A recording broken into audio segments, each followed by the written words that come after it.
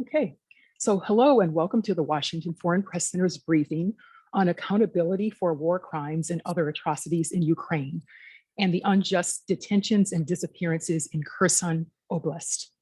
My name is Doris Robinson and I'm the moderator for today's briefing. Joining us today is Nathaniel Raymond from Yale University and Caitlin Howarth, Director of Operations for the Conflict Observatory team based at the Yale Humanitarian Research Lab. Now for the ground rules. This briefing is on the record. We will post the transcript and video of this briefing later today on our website at fpc.state.gov. Please make sure that your Zoom profile has your name and media outlet that you represent. Each of our briefers will give opening remarks and then we will open it up for questions. We will start with Professor Raymond, followed by Caitlin Howarth. With that, over to you, Professor Raymond. Thank you so much, Doris, and it's always a pleasure to be here at the FPC, and thank you all for joining. Today, we are discussing our recently released report about disappearances and detentions in Kherson Oblast in Ukraine. This report is really the result of several weeks of intensive open source data analysis and supporting imagery analysis by the team here at the Yale Humanitarian Research Lab as part of the Conflict Observatory. And it is, we think all of our reports are important, but this is, I think, one of our most important reports to date because it provides, as you will see, confirmation about the fears expressed prior to Russia's invasion of Ukraine in February of this year, that Russia and its military and security services would use targeted lists to capture, detain, and in some cases allegedly kill members of civil society, government officials, and members of vulnerable populations such as ethnic groups. Can we start the slides? Thank you. Next slide, please.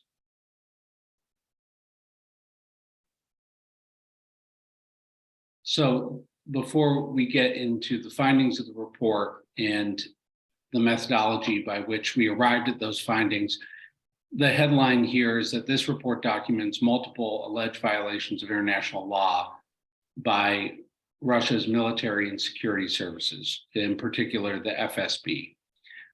These violations include violations of the Geneva Convention, violations of the Convention Against Torture, violations of the UDHR, and most notably where those rights are enshrined in part in the International Covenant on Civil and Political Rights, particularly as it relates to torture, cruel and human degrading treatment, enforced disappearances, detention, threats to relatives and loved ones, including threat of torture, detention, for refusal to vote in the annexation referenda, et cetera.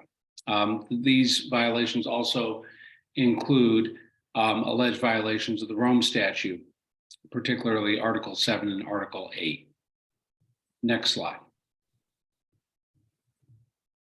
So where we want to begin today is in February 2022, when U.S. Ambassador Bathsheba Crocker wrote to the then High Commissioner for Human Rights, Michelle Bachelet, warning that Russia may engage in operations that, and I'm going to read the bolded part of the letter here, that include targeted killings, kidnappings, forced disappearances, unjust detentions, and the use of torture would likely target those who oppose Russian actions. In the italics, you see some of the potential populations that those operations would target. Journalists, anti-corruption activists, and vulnerable populations such as religious and ethnic minorities and LGBTQI persons. So Ambassador Crocker states that we, the State Department, have credible information that indicates Russian forces are creating lists of identified Ukrainians to be killed or sent to camps following a military occupation. Why we're starting here is that the evidence we are going to present to you today suggests that this is exactly what the Russians and their military intelligence services have been doing in Kherson Oblast and likely in other areas of Ukraine. Over. Next slide. So these alleged use of targeted lists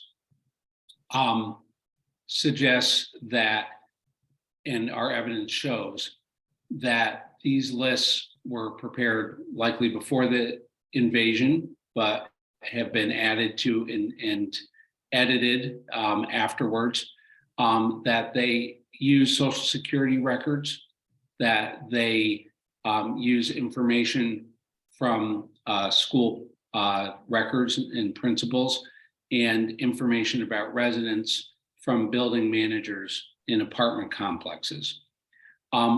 There's also evidence that Russia's forces have been using photographs of attendees of protests, and that they've been targeting veterans, specifically of fighting in Donbass, members of the law enforcement community, emergency services personnel, and they've also been targeting Crimean Tatar leaders, especially affiliates of local Tatar groups. And they have been targeting protesters and online activists. You see the quote here: "It was a planned purge of the population. They took everyone who could in any way resist." Next slide. I'm going to turn it over in a second to my colleague, Caitlin Howarth, but first I want to really be specific about how we're defining detention and disappearances.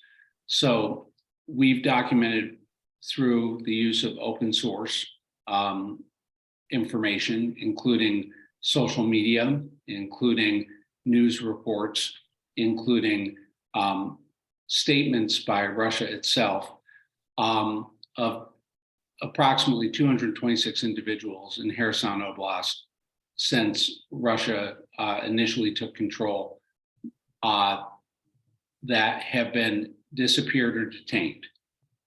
The evidence is consistent with an intentional campaign of detention and disappearance. And this is one of the most disturbing findings, is that 1/4 of the individuals in this data set report what can constitute torture or cruel, inhuman, and degrading treatment. And at least 5 deaths in custody or soon after being in custody appear to have allegedly occurred. Unlike the Donetsk filtration system we documented in a previous report, where proxy forces of the Donetsk People's Republic were deeply engaged in those operations, these operations in Kherson seem to have been largely led and executed by Russia's military and the FSB. Approximately half of those detained or disappeared in our data set do not appear to have been released as of the fall of, or just before the fall of Kherson. This is an important point, the last one, and for me, it's one of the most critical findings of the research, is that approximately half of this data set includes individuals who were taken at their home. That's really a critical piece of corroboration about the use of targeted lists, because to target people at their home, you have to know who you're targeting and where they are.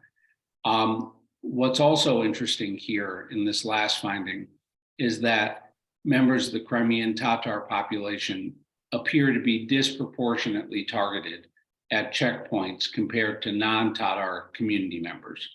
And this disparity or difference between how Tatar and non-Tatar community members have been targeted and detained and where they've been targeted is one of the most I think, critical findings of the report.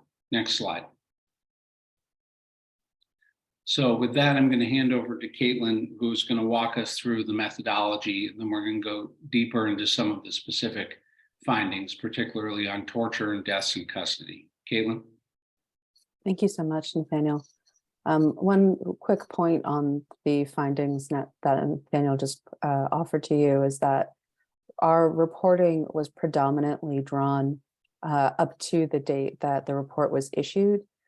Most of our material was drawn prior to the liberation of Kherson. So a lot of our material, we were drawing on reports immediately prior to the release of the report.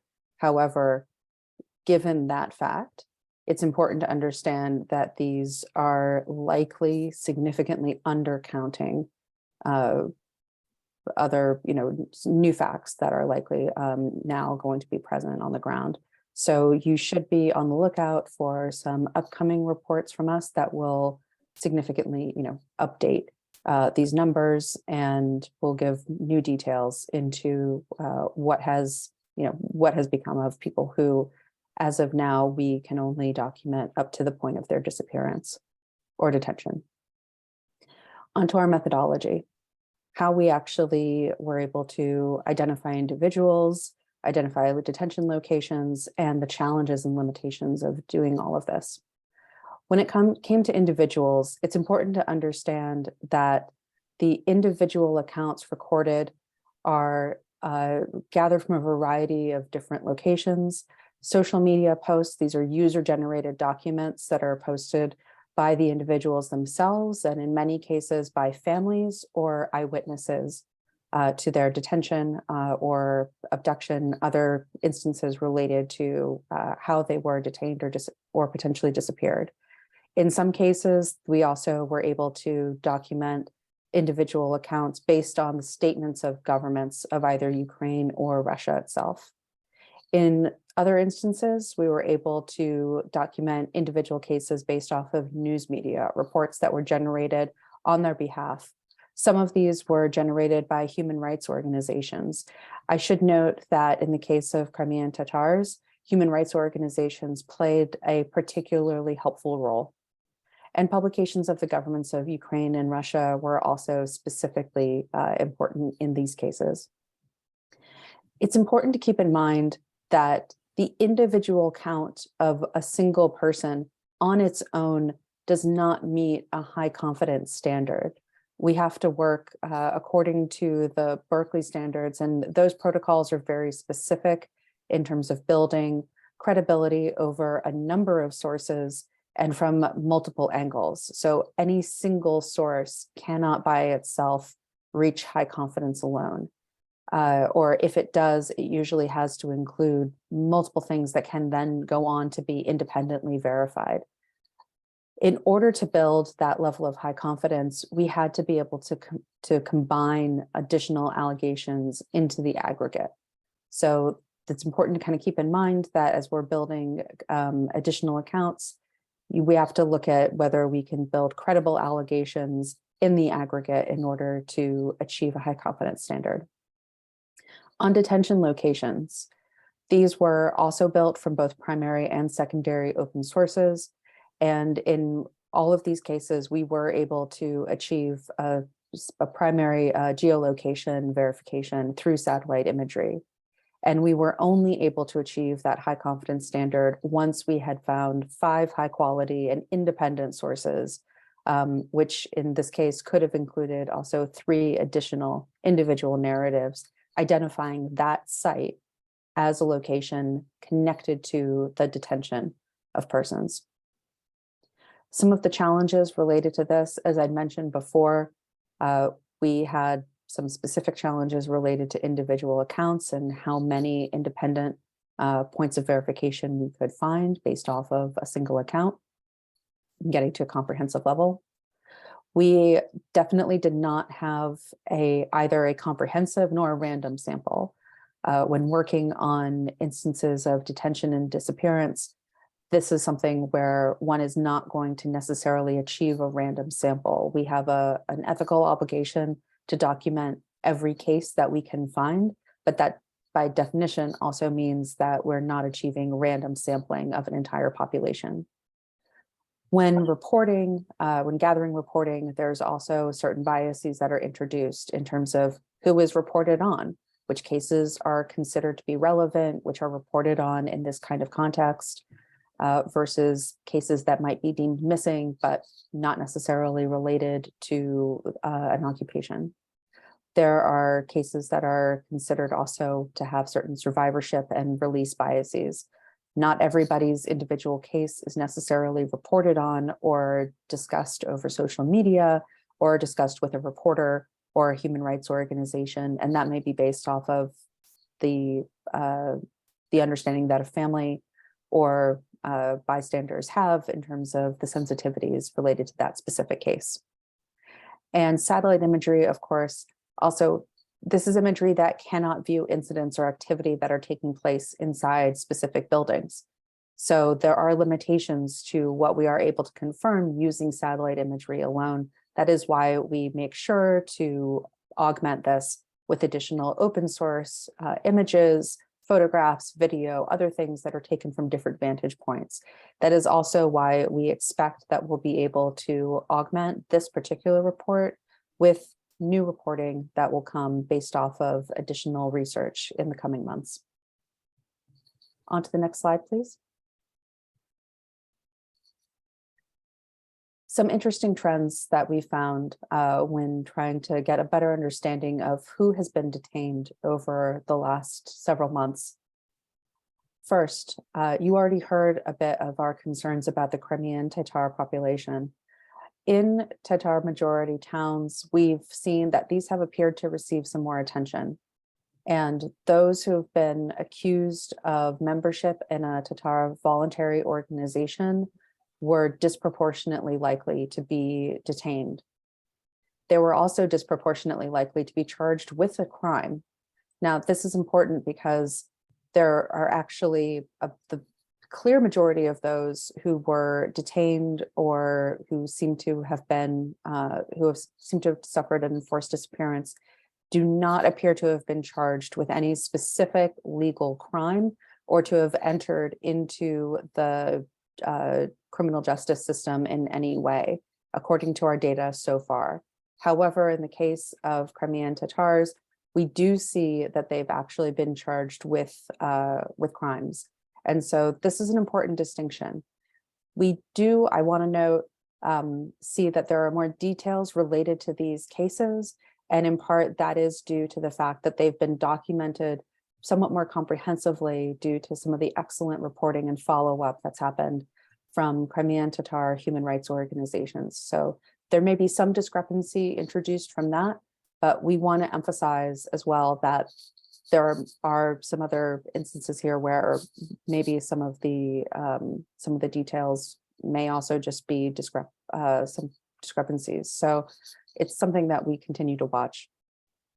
Of those who were detained, the vast majority are male, and of those, the clear majority were of military age. A very significant number were government officials. Another significant number were civil society or volunteer, and volunteer has a very specific meaning in this context. So I would urge you all to look at the report and see some of the definitions that are used in this context. Teachers also appear to have been an important target group on this list, as were journalists. Among those who were detained, there were a half dozen instances of family members then subsequently being detained. And when it came to electronic surveillance and monitoring, we saw that about 24 individuals had personal electronics taken, accessed, or monitored. And when it came to monitoring, we do see that there were clear instances of monitoring being reported by family members or others associated with those detainees. So these would be instances where, for example, a detainee having been taken and known to be in detention, a family member or somebody else who they knew would attempt to contact them over their digital device, would see that their message had been read, had been accessed, and in some cases would then get a response to a message or would have some form of outreach, but that the response would be in a manner inconsistent with their loved one. And this was a significantly higher rate among Crimean Tatars, where the rate of electronics taken, accessed, or monitored was all the way up to 19%. And again, I want to stress that those are confirmed instances, and the actual rates may have been higher. Finally, it's important again to note, and sorry, can we move on to the next slide? Thank you. That among the forces engaged in detention and disappearance here, you'll see a number of different sort of groups here. Russia's military formed by far the clearest group. FSB were also among this group, and you'll also see a note here for election workers. These are people who were accompanied by armed forces going door to door during the recent referendum. There's an important discrepancy here in that, as opposed to Donetsk, there was very little observed involvement of any sort of proxy forces. So instead of seeing proxies for Russia's military or other sort of non-official or associated forces with Russia's armed forces, in these cases we saw clearly that these were Russia's military or FSB in the vast majority of cases. There were some unknowns that were also documented, but in this case, truly clear majority. And these were also not cases where somebody would simply say, yes, it was Russia's military and then move on. These were documented instances where emblems were observed, uniforms were observed. There's additional documentation to demonstrate that, in fact, these are correctly identified as military. It's also important to see some of the cases in which the FSB were specifically involved. So I urge you to look, for those that are interested in those details, I do urge you to look into the report more fully to see where they appear specifically. Next slide.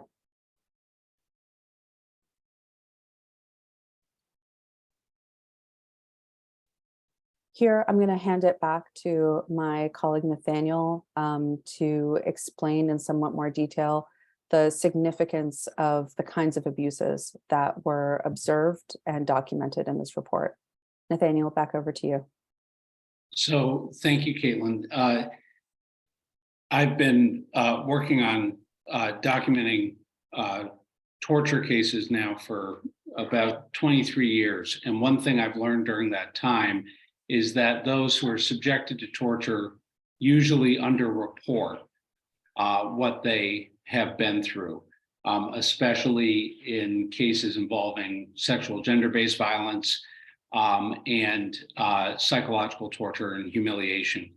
Why I'm saying that is that experience for those of us who have been documenting torture cases makes these numbers shocking. That we have 55 people amongst the data set alleging torture and very commonly repeating themes in terms of the tactics used. Stress positions, beatings, electric shock, sexual gender-based violence, which includes in 6 cases, individuals being subjected to SGBV or threatened with it, including intentional beating of genitals. What's also stands out here is the use of mock executions, including Russian roulette on multiple detainees, and the use of sleep deprivation, sensory overload, temperature manipulation, which are commonly seen in terms of interrogation settings and have been known to be used by the FSB in the past. There was a clear theme of conditions of confinement that rose to the level of alleged cruel, inhuman, and degrading treatment, including a lack of medical care for those who'd been injured, including injured during confinement, overcrowding, insufficient food and water. And that propaganda videos also were seen that 12 individuals reported being forced to record some form of propaganda video, which is a violation of international law. The last point on this slide is the first bullet. At least 4 deaths in custody were reported, including one immediately following of an individual who had been released, who had been allegedly subjected to techniques tantamount to torture. Next slide. So an introductory point here to the detention checkpoint locations. We identified, as you see on the slide, 12 locations with high confidence. For reasons of operational security, even though Kherson fell after the report was released, we are not identifying the specific locations and names for a variety of reasons. One, we do not know where all of the alleged detainees in this data set were or are. Additionally, we want to make sure that evidence at those sites is held by the proper authorities with the right chain of custody procedure. So these locations have been shared with those who need to have them. And because we're not listing these names and specific locations, it doesn't mean we don't have them. We do. In terms of checkpoints, and you'll see some imagery examples here in a moment, that checkpoints were extremely common, and as we mentioned before, they appeared to be the locus point for the detention of or the initial capture of Tatar members of the community.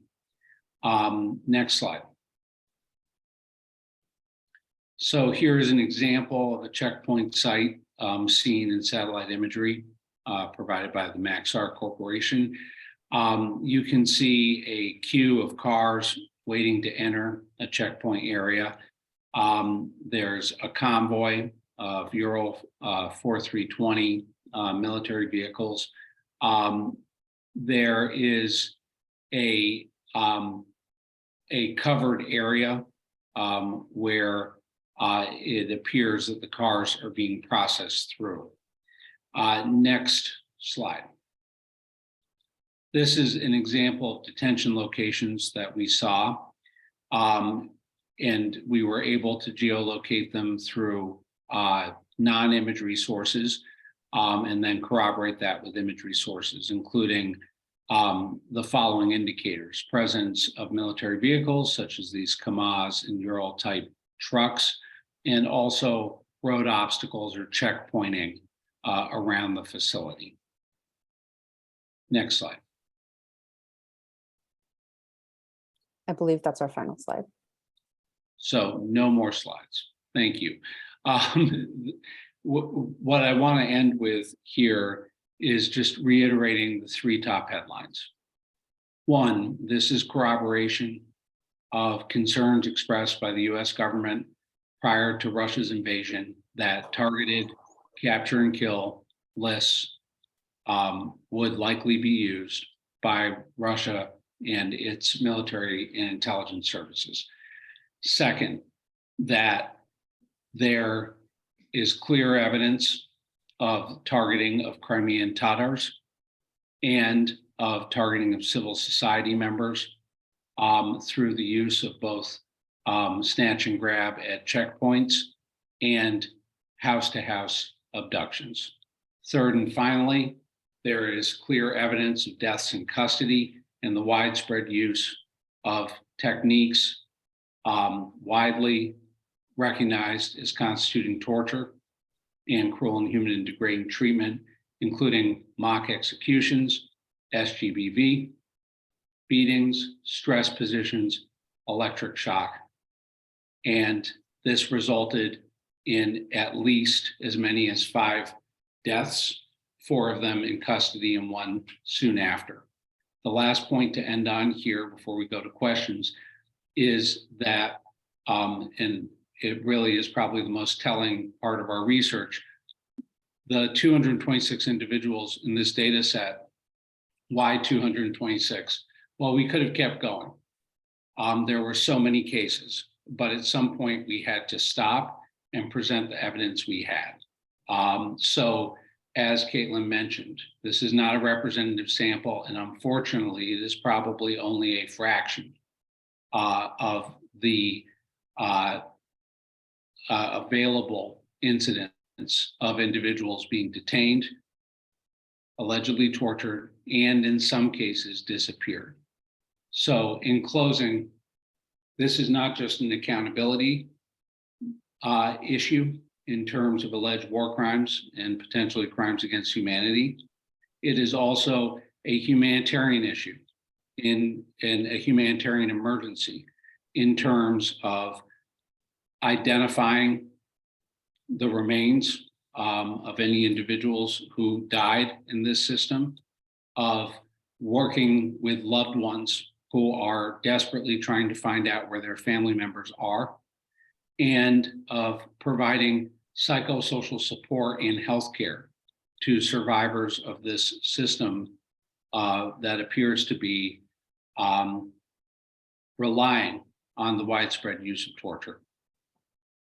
Over to you, Doris, and to our colleagues for questions. Great, thank you so much for those remarks. We'll go ahead and start our question and answer session. For the journalist, if you have a question, please go to the participant field and virtually raise your hand. I'll call on you and you can unmute yourself and ask your question. And I see we have our first question from Alex Rafagulu from Tehran News Agency.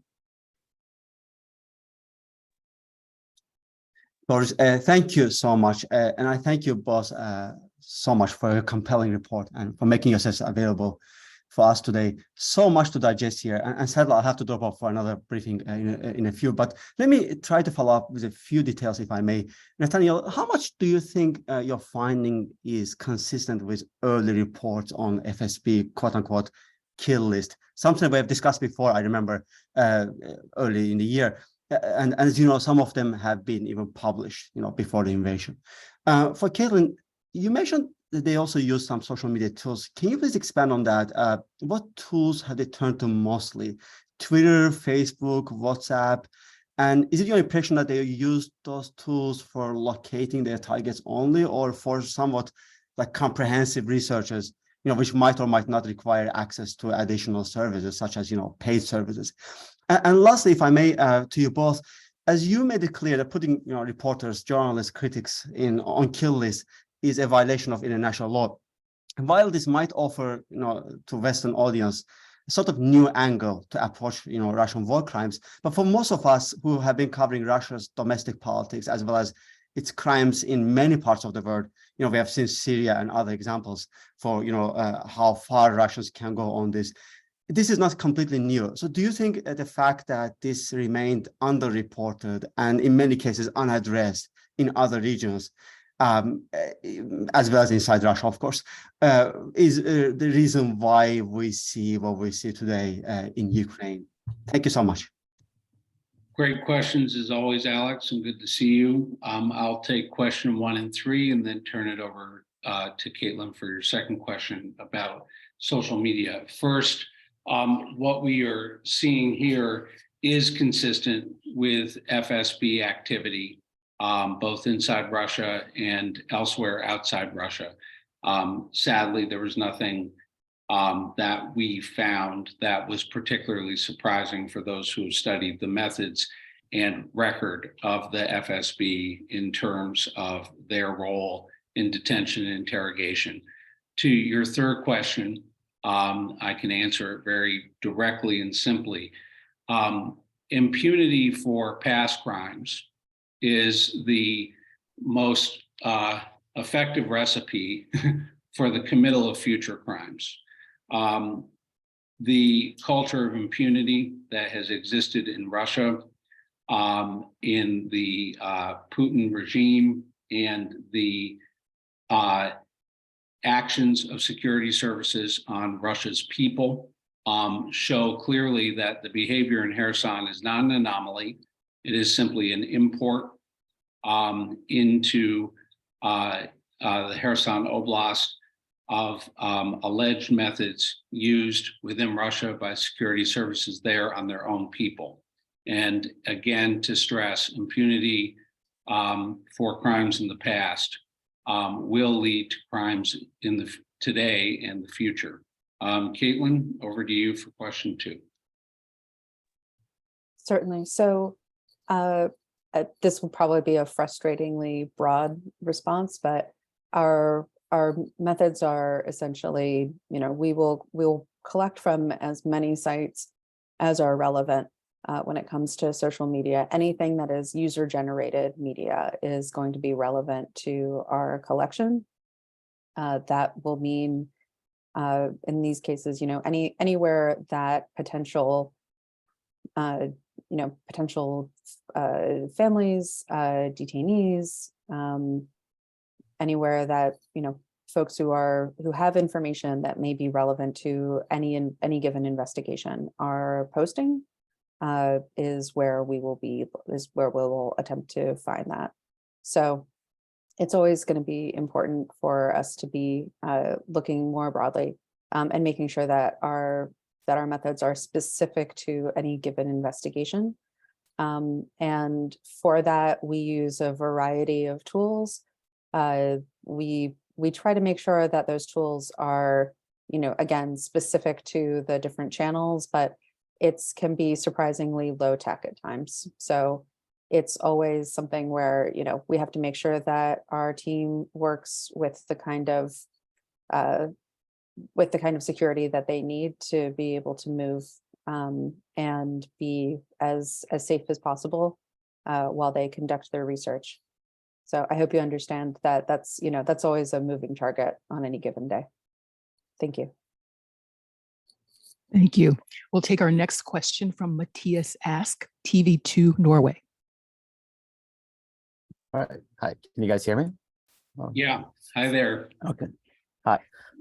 Thank you for this briefing. I just have a question about the timeframes. I think this report covers March to October, and I was wondering, now with Kherson being liberated by the Ukrainian forces so recently, do you anticipate doing more research into this region? And do you think there's going to be more available evidence, considering now that the Russian troops are no longer there?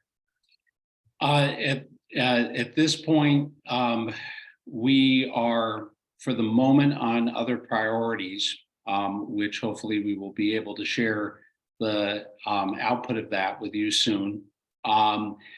In terms of you looking at our work on Donetsk filtration system as a precedent, once we do an investigation, we constantly continue to revisit it and look for additional information that allow us to both confirm or refute our previous findings and expand upon them.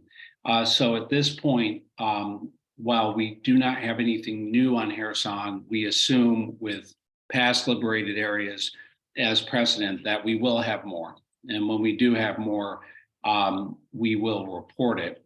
At this point, what we are most interested in is building on the Kherson work into any other recently liberated areas or areas that may be liberated in the future, to see if we can detect patterns consistent with what we have seen either in Kherson or Donetsk. So we are still on the case. For the moment, we have shifted to another priority, but we have a watching brief on Kherson and similar activities. So the answer is yes. Over. Great, thank you. I will do one more round of questions. If you have a question, please raise your hand virtually. You can also type your question in the chat box. It doesn't appear we have any more questions.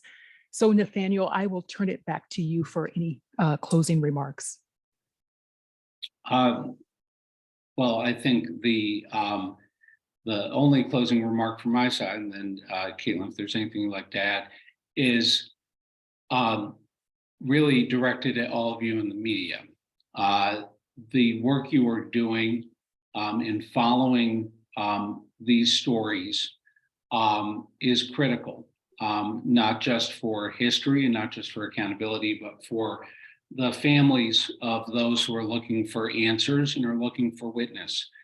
So what I would say is continue to tell these stories about the missing, because while the cameras will shift onto the next crisis, both within Ukraine and elsewhere, the stories, as someone who's worked with missing families, missing persons for a long time, these stories take years to tell. Our report is simply the beginning of this story, but it's not the end. And so I would just call on all of you to continue telling the stories of the missing in Kherson and elsewhere, because these stories take time and commitment, but they matter. Caitlin, anything to add? Only to echo what Nathaniel just said, and to add that some of the most important details that will come out ultimately about this conflict will be with those who have been missing, with those who've been tortured, and who eventually, with time, tell more of their story. They will, sometimes time helps, and sometimes it will also help to uncover some of the most critical details and trends. So your steadfastness will be really important to helping us to understand better of what actually happened. We don't have the whole story yet, not by far. Thank you so much for your time. Thank you both. I would like to thank our briefers today, Nathaniel Raymond and Caitlin Howarth, for taking the time to brief with us today. And this concludes today's briefing. Thank you all.